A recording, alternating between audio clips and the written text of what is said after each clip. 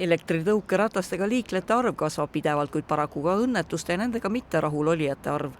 Mulle ei meeldi sama kõnts, mis terve linn on täis. Te mõtlete tõukerattaid? See ei ole tõukeratas. Mis see on? Post. Liiguv post.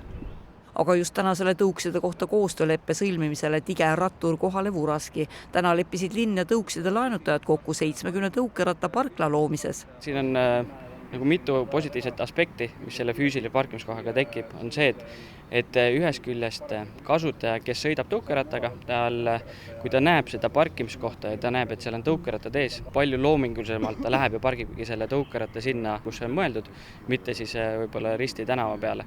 Et ma arvan, et ta aitab korrastada seda linnapilti. Linnapildi korrastamist on tõesti vaja, sest sageli jäetakse sõiduvahend risti kõnniteele või lausa sõiduteele, kuid vaja oleks ka turvalisust tõsta.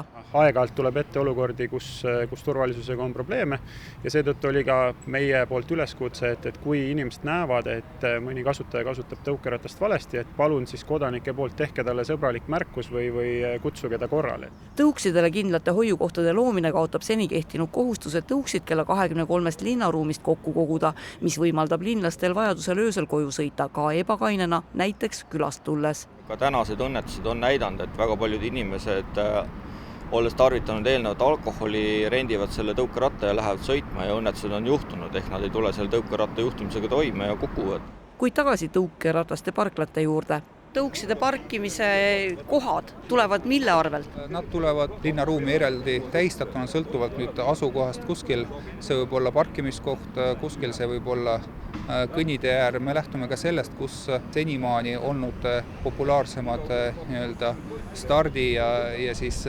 reisi lõpukohad.